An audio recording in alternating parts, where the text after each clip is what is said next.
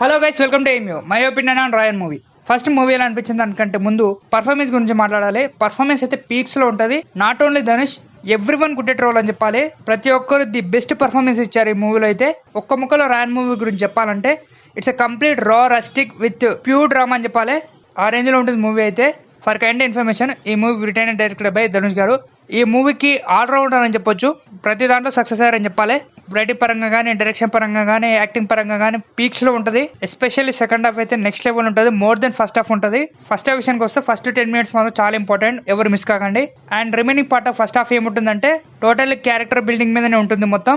ఇంటర్వ్యూలో ఒక question mark తోటి ఎండ్ చేస్తారు. ఇంటర్వ్యూ తర్వాత ఈ క్వశ్చన్ సాల్వ్ చేసే లోపు ఇంకో పెద్ద క్వశ్చన్ మార్క్ వచ్చి పడుతుంది.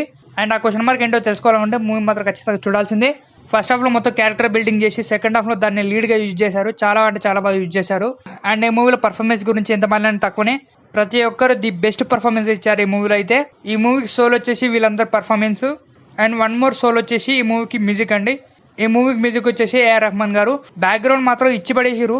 Next level background score. And especially climax song ఉంటుంది భయ్యా, కిరాక్ అనిపించింది నాకైతే. ఇంకా సాంగ్ నా మైండ్ లో లూప్ తిరుగుతుంది. ఎస్పెషల్లీ ఆ సాంగ్ లో ఒక బిట్ ఉంటుంది. అండ్ ఆ బిట్ ఏంటో మీకు అందరికి తెలిసిందే. అండ్ ఇక ఈ మూవీని మన ఫ్యామిలీతో చూడొచ్చా అంటే చూడొచ్చు భయ్య. ఏం లేదు, అంత పెద్ద సీన్స్ ఏం లేవు. జస్ట్ కొంచెం బ్లడ్ బాత్ ఉంటుంది అంతే, అటు ఇటు. పెద్ద పర్లేదు, ఫ్యామిలీతో చూడొచ్చు.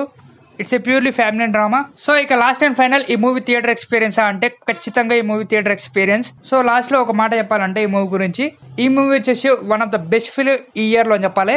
ధనుష్ గారు 50 ఫిలిం అంటే రాయన్ ఫిలిం అని చెప్పేసి మన బాగా గుర్తుండిపోతుంది. అలాంటి సినిమా ఇది. అండ్ ఇంకొకటి మర్చిపోయాను, సందీప్ కిషన్ గారికి అయితే చాలా అంటే చాలా బాగా మంచి రోల్ ఉంది ఈ మూవీలో. సో సందీప్ కిషన్ గారికి తమిళ్లో కూడా మంచి రోల్స్ వస్తాయని చెప్పేసి ఎక్స్పెక్ట్ చేస్తున్నాయి ఈ మూవీ తోటి. So this is all about my opinion on Raayan movie.